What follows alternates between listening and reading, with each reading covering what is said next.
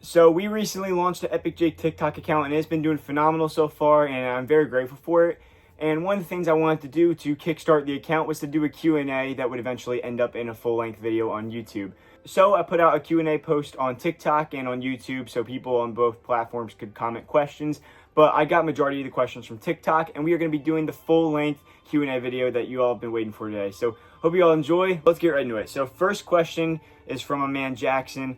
What are your thoughts about the new expansions, and what's your favorite, and what do you think they can do to make these new lands great? You know, I actually haven't really thought about what my favorite new expansion was, but if I had to say right now, probably Villains, right? I think Piston Peak's also going to be something special, but Villains has potential to be one of the best theme park lands ever created. And if Disney does it right, it's going to be a major hit. And how they can do it right, which I believe, yeah, it's part of your question. How can they make it great? They got to do the Disney difference. They got to do the stuff that makes Disney stand out from all these other parks and chains and stuff. You know, I want you to walk into this land and I want you to just be immersed in this dark kingdom overtaken by villains. I want entertainment, characters roaming the land, because Disney has been cutting a lot of their entertainment lately, and it has potential to be something super special. Same thing with the Door Coaster. That's technically an expansion. I think that will be a hit too. Piston Peak has potential to be something really special, I think.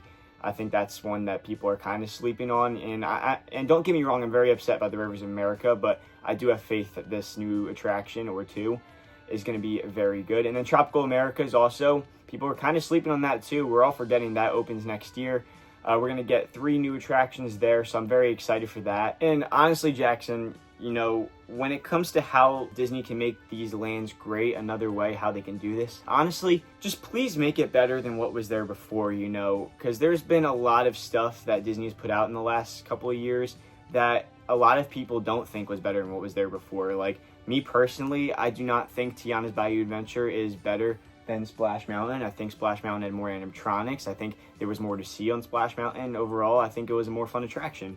Now, Tropical Americas, that's a different thing, you know. You got a big attraction in Dinosaur that you have to replace with Indiana Jones, and that's going to be a kind of a quick flip.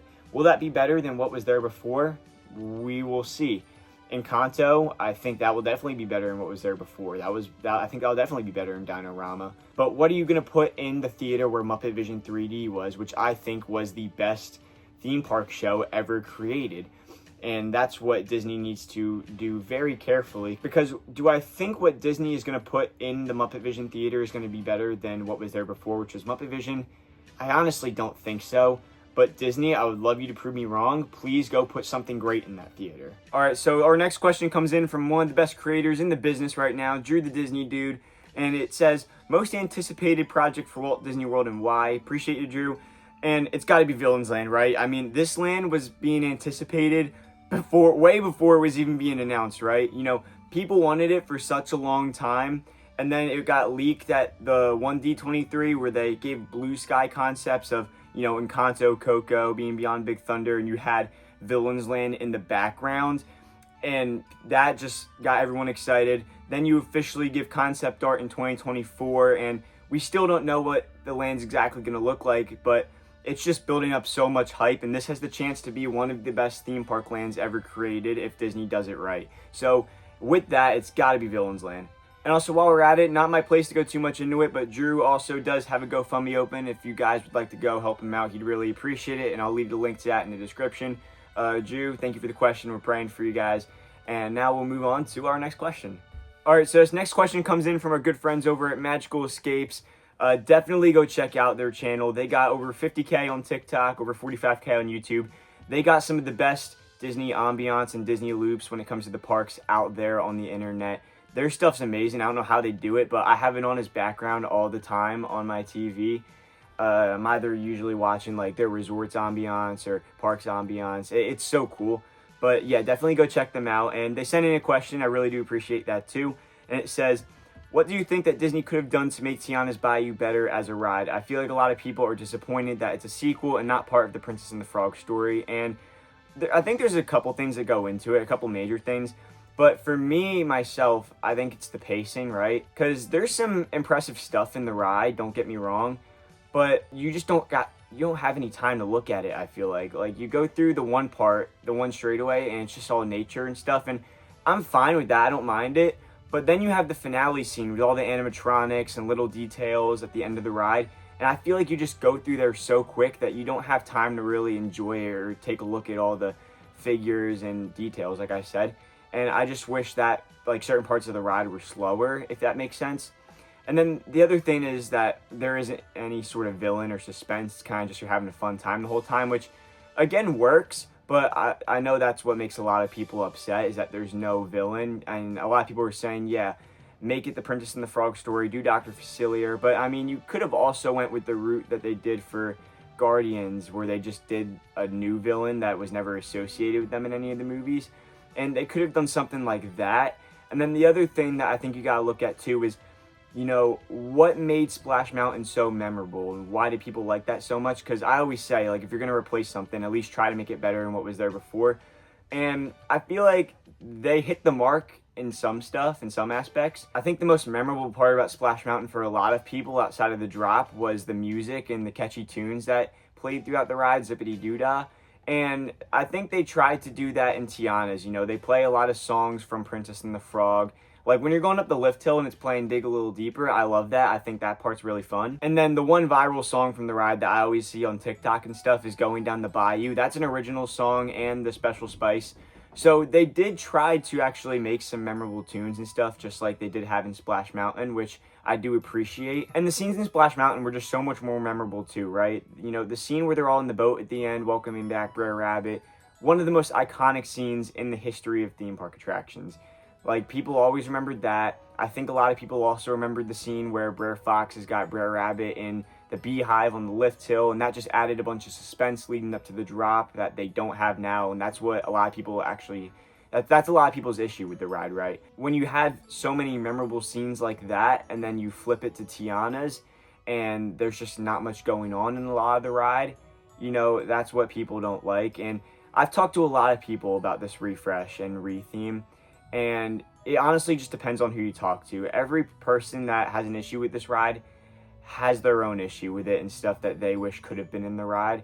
And so honestly, it depends who you talk to. For me, it's the pacing, but I don't know. You guys let me know down in the comments below what you do to make this ride better, because they obviously can't shut it down and redo the whole ride, make it fit in with the actual movie. So who knows what they could do here. For me, they should just slow it down a little bit, let me enjoy the finale. But yeah, I appreciate the question, Magical Escapes. Thank you guys so much. And let's move on to our next question. What are your thoughts on the Cars Land replacing Tom Sawyer Island, as well as the planned expansions all over Disney World? So specifically for Cars, you know, Disney is forever going to get heat for removing the Rivers of America, Tom Sawyer Island, Liberty Bell.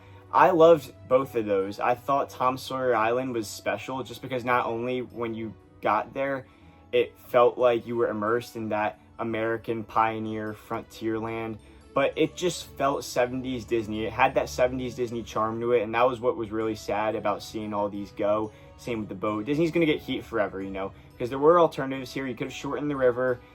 You could have permanently docked the boat, but I do think there's a future for the Liberty Bell somewhere else. We'll just have to wait a few years for that. But disregarding that, when I think about Cars itself, I think it has potential to be something really good. And not only are we talking about the ride, where it's going to be this new off-roading ride system, I'm talking about the atmosphere.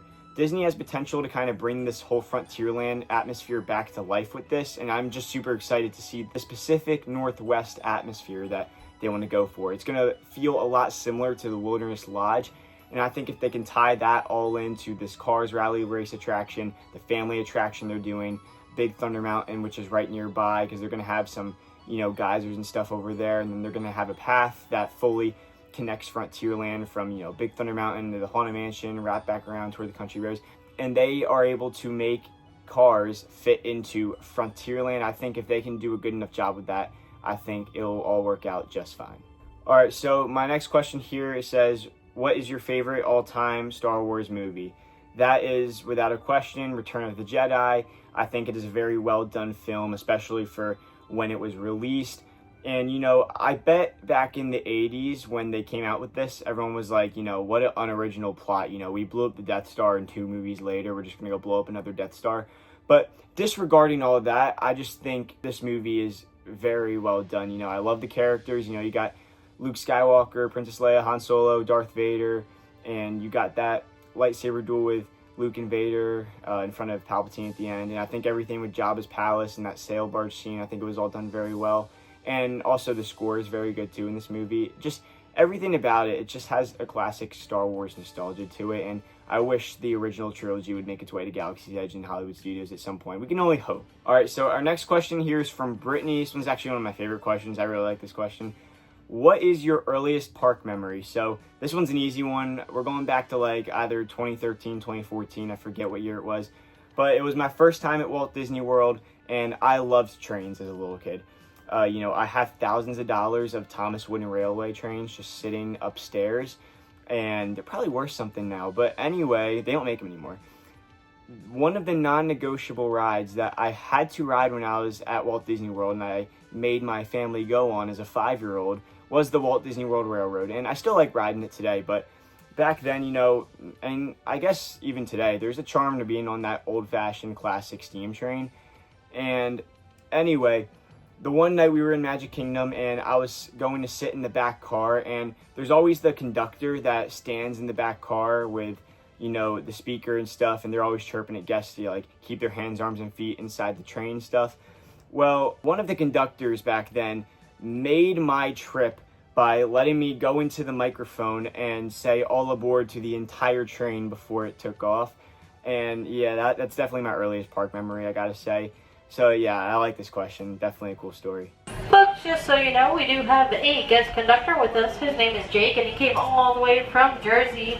He's going to welcome everybody to the train. Let's give him 1 second. You can say all aboard, but say it louder. All aboard! Great job! Good job.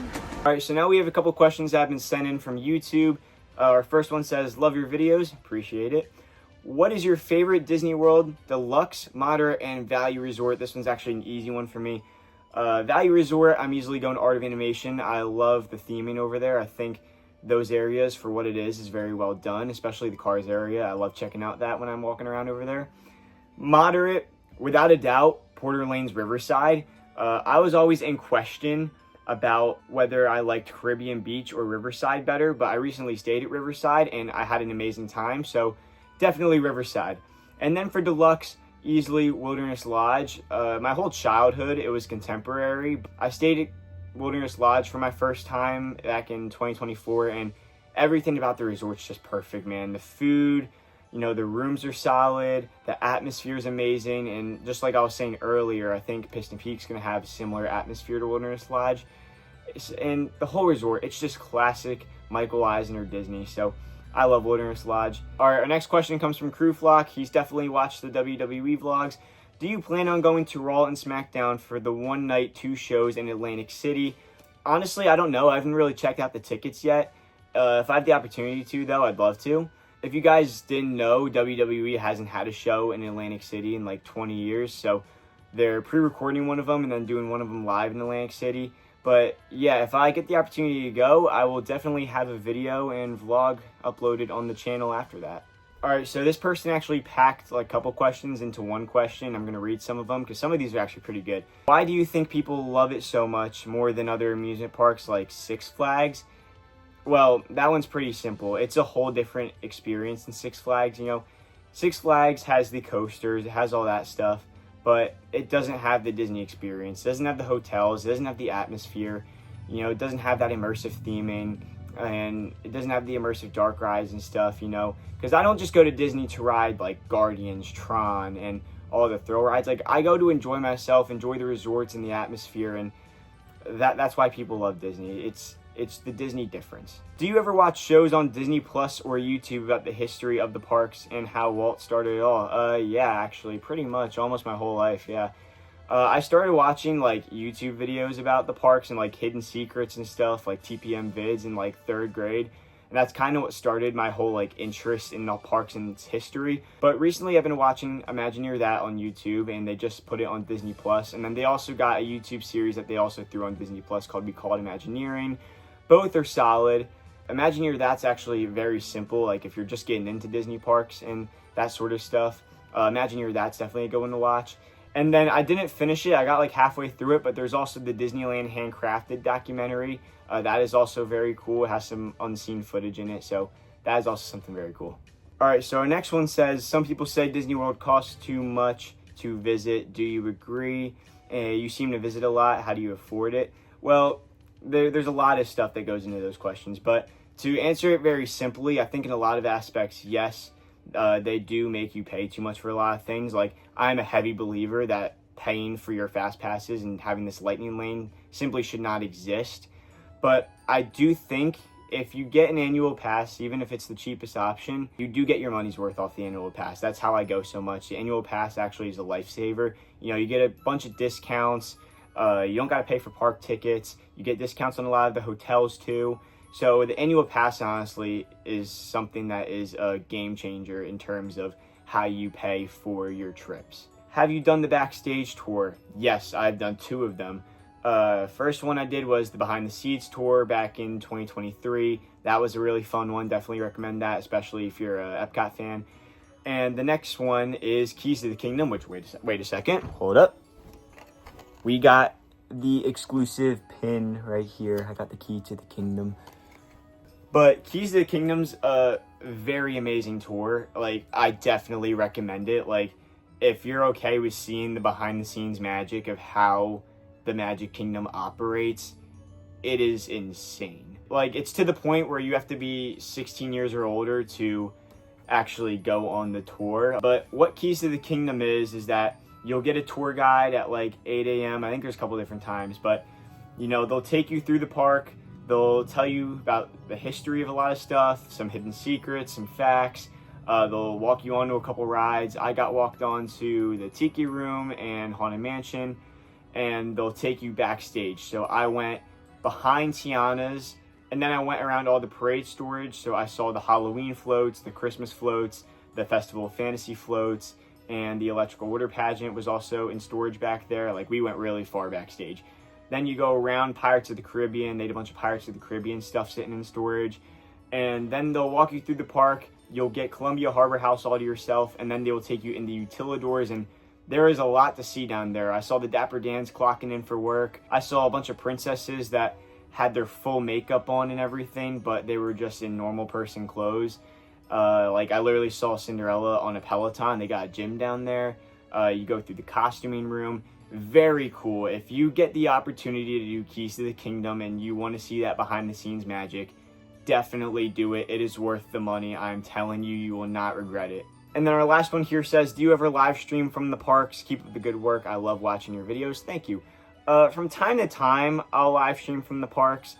You know, most of the time it's if there's like a special event happening. Like, one of the most memorable streams I had was when I streamed the first ever Disney Starlight performance, because that was on the fly. I was in Epcot that day, and I got word that they were going to preview Starlight that night. So I literally rushed over to Magic Kingdom, hit record, start streaming, and we had an amazing night. But yeah, from time to time, I'll stream in the parks, and most of the time, if I am going to stream in the parks, I'll let you guys know. All right, so we got another question from my guy, Zach. What do you think Six Flags should do after Project Purple and the Boardwalk are finished construction? So he's referring to Six Flags Great Adventure. If any of you guys ever go there, I go there a lot. You know, there's a lot of ways they could go here. Because number one, I don't believe Project Purple, which is the new roller coaster they're building, is going to take up much of Kingda Ka's plot of land, if any of it. I believe most of it is in the parking lot, and the Boardwalk is just taking up Green Lantern's plot. So you have all of Kingda Ka's plot of land and probably some more to build a huge record-breaking coaster. That's probably what I would do. You could do a tilt coaster. There's a lot of different options you got, Great Adventure, but all I can say is it better be good, because I'm still mad at you guys for blowing up Kingda Ka. And with that, that's going to do it for today's video. I appreciate all of you guys who commented questions, and if you guys enjoyed this video, I'm definitely up for a part 2. I enjoyed answering these. You know, I got a lot of memories and stuff going through these questions. So yeah, with that, let me know your thoughts down in the comments below. Let me know if you guys want to see a part 2 or anything else you want to see, I guess. But with that, from the new studio, God bless. I'll see y'all next time.